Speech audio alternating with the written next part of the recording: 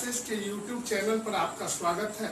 आज हम लोग क्लास 11th के second chapter atom structure of atom के 10वें भाग में पॉली के अपवर्जन सिद्धांत और प्रकाश के द्वैत सिद्धांत के बारे में अध्ययन करेंगे। 1925 में पॉली ने अपने अपवर्जन सिद्धांत को प्रस्तुत किया था।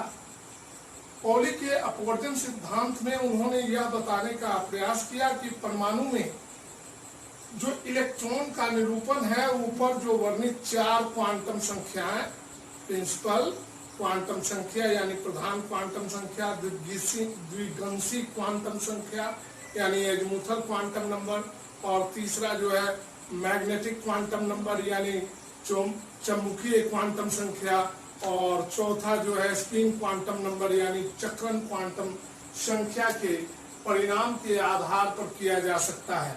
1925 में पॉली महोदय ने कुछ स्पेक्ट्रमी प्रेक्षणों के आधार पर अपने अपवर्जन सिद्धांत को प्रस्तुत किया, जिसके अनुसार एक परमाणु में किन्हीं 2 इलेक्ट्रॉनों के लिए चारों क्वांटम संख्या जो है, चारों क्वांटम नंबर, वह जो है उसके मान समान नहीं हो सकते हैं। इस सिद्धांत में किन्हीं 2 इलेक्ट्रॉन के लिए समस्त क्वांटम संख्या जो है समान नहीं हो सकते हैं। इस सिद्धांत से स्पष्ट होता है कि एक परमाणु के अगर 2 इलेक्ट्रॉन हैं तो उनके संपूर्ण ऊर्जा जो है वह समान नहीं हो सकता है। इस लिए एक ही परमाणु के 2 इलेक्ट्रॉन एक परमाणु के 2 इलेक्ट्रॉनों के प्रथम 3 क्वांटम संख्या यानी principal quantum number, azimuthal quantum number और मैग्नेटिक क्वांटम नंबर जो है समान होगा, लेकिन चौथा जो है वह समान नहीं होगा यानी स्पिन क्वांटम नंबर अलग होगा। तो देखते हैं पॉली का अपवर्जन सिद्धांत। Poly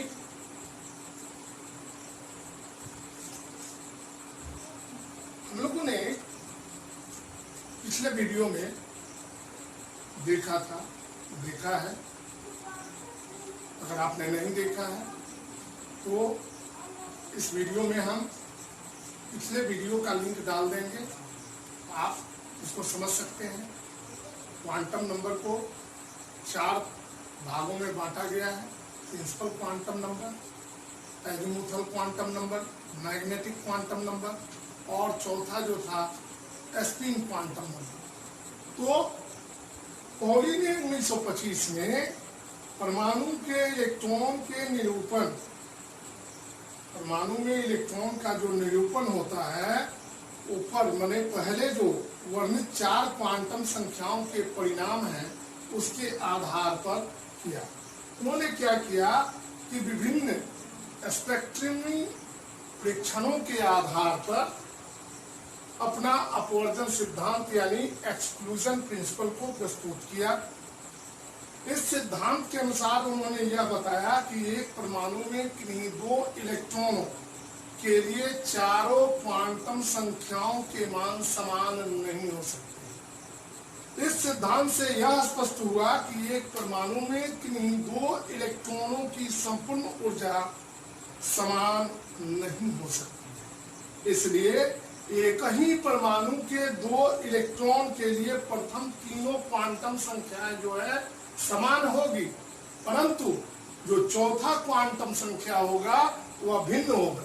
Pauli's exclusion principle, poly का अपवर्जन सिद्धांत है। Electron in an atom can be represented by based on the result of 4 quantum numbers which described above. इसके बारे में पहले हम लोगों ने पढ़ चुका है। In 1925, Pauli presented his exclusion principle based on some spectral observation according to the value of all 4 quantum numbers of an atom of electron cannot be the same। मतलब एक परमाणु में जो है इलेक्ट्रॉन के चारों क्वांटम संख्याओं के मान समान नहीं हो सकते हैं। It is clear from this principle इस सिद्धांत से स्पष्ट होता है that no two electron in an atom can have the same energy, यानी दो इलेक्ट्रॉनों की ऊर्जा समान नहीं हो सकती है। देयरफॉर इसलिए it's 3 quantum numbers for 2 electron of the same atom. इसलिए अगर एक ही परमाणु के दो इलेक्ट्रॉनों के जो है पहले 3 क्वांटम संख्याएं समान हो सकती हैं, लेकिन उसका चौथा क्वांटम संख्या जो है वह भिन्न होगा। इस प्रकार पॉली ने अपने अपवर्जन सिद्धांत को प्रस्तुत किया। अब हम लोग देखते हैं ड्यूल नेचर ऑफ लाइट, प्रकाश का द्वैत सिद्धांत।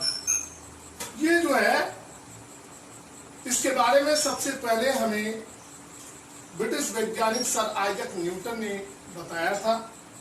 उन्होंने यह बताने का प्रयास किया कि प्रकाश जो है द्रव्यों के समान यानी मेटर्स के समान जो है द्वैत प्रकृति को प्रस्तुत करता है। इसके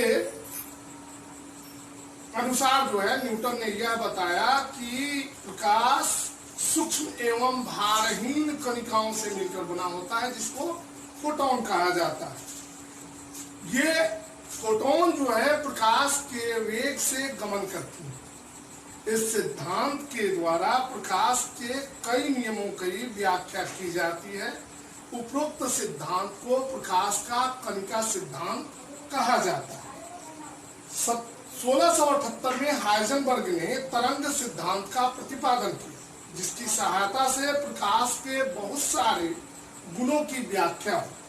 इस सिद्धांत के अनुसार प्रकाश तरंगों के रूप में प्रसारित होता है, यानी वेव के रूप में। तरंगों की आवृत्ति यानी frequency of waves and wavelength and frequency of wave in difference, इसमें भिन्नता पाई जाती है। प्रकाश की तीव्रता तरंग के आयाम यानी डायमेंशन के वर्ग के अनुक्रमानुपाती होता है।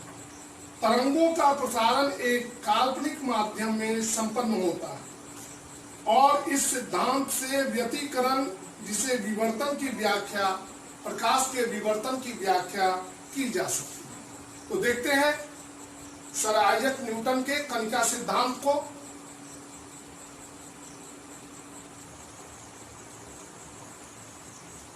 ड्यूल नेचर ऑफ लाइट, प्रकाश का द्वैत सिद्धांत। हमने अभी बताया था आपको कि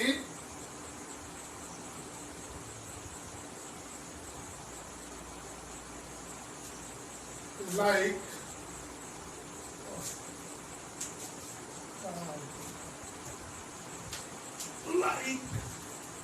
matter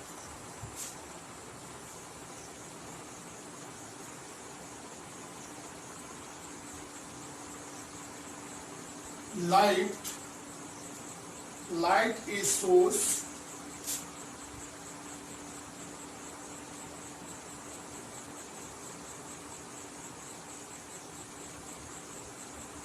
dual nature, source, dual nature,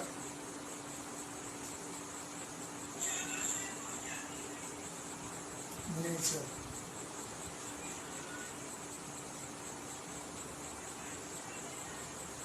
मतलब प्रकाश जो है द्रव्यों के समान द्वैत प्रकृति को प्रदर्शित करता है। न्यूटन एक ब्रिटिश वैज्ञानिक थे, sir Isaac Newton. Newton was the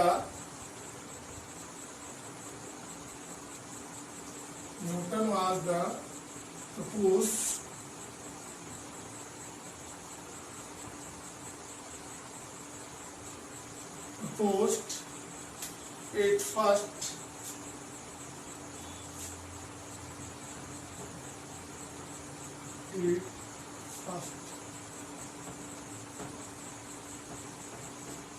इसे जो है सबसे पहले न्यूटन ने प्रपोज किया था, इसको प्रतिपादित किया था। Newton was the propose it first according to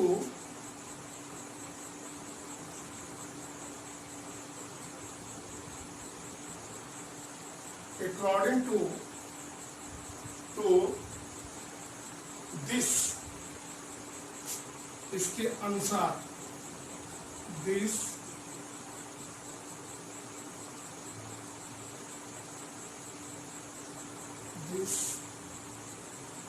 theory.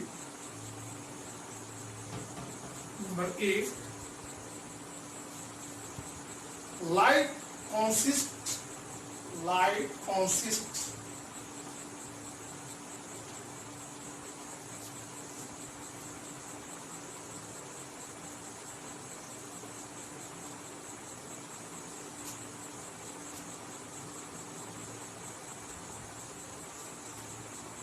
weightless and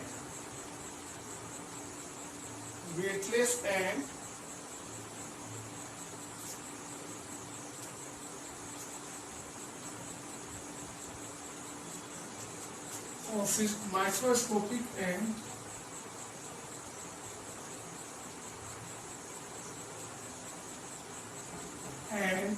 weightless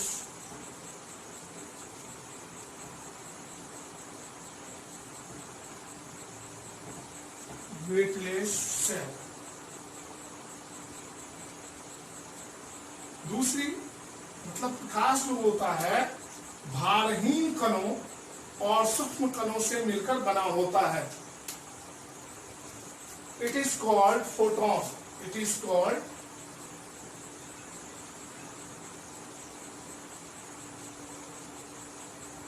photon. दूसरी नंबर है फोटोन मूव्स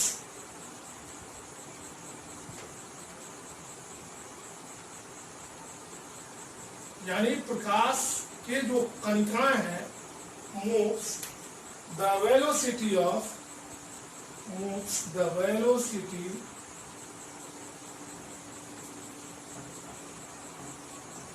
ऑफ लाइट। यानी ये जो कणिकाएं होती हैं वह प्रकाश के वेग से गति करती हैं, चलती हैं। Explain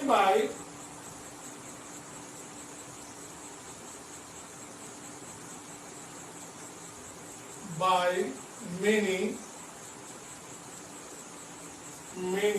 theories of light,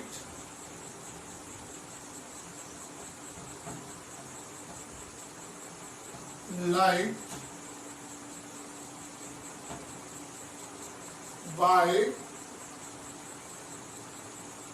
this principle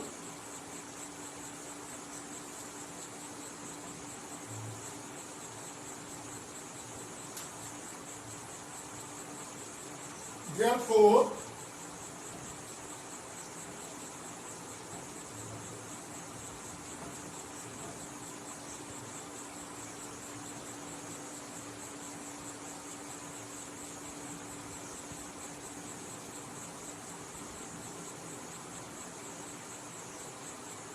above principle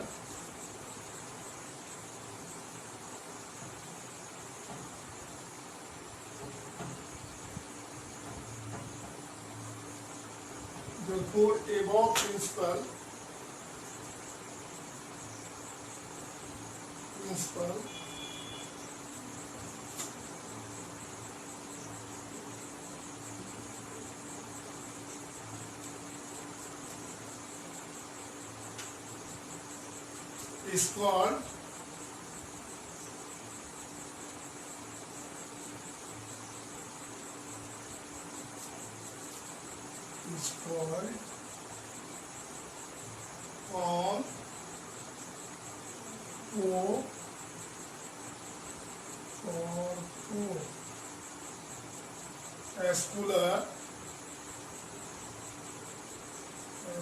Euler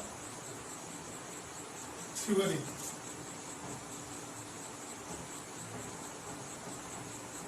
प्रकाश के द्वैत सिद्धांत के बारे में सबसे पहले सर आइजैक न्यूटन ने हमें बताया। न्यूटन महोदय ने इसे फर्स्ट बार जो है प्रपोज किया। इसके अनुसार जो है तो प्रकाश जो है वह सूक्ष्म और भारहीन कणों से मिलकर बना होता है, जिसको फोटोन कहा जाता है।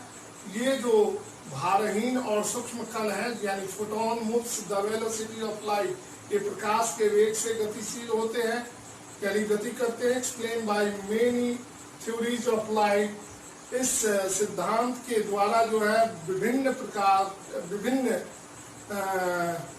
प्रकाश के विभिन्न सिद्धांतों का प्रतिपादन किया गया है।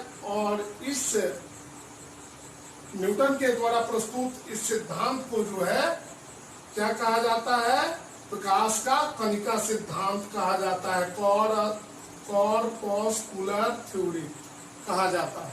अब हम लोग देखते हैं, स्टूडेंट वीडियो को पॉज करें और इसे नोट करें।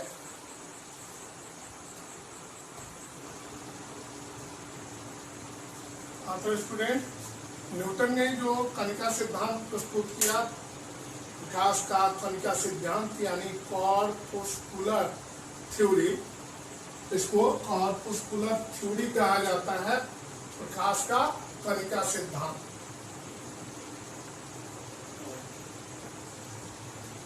Wave theory of Heisenberg, Heisenberg का तरंग सिद्धांत।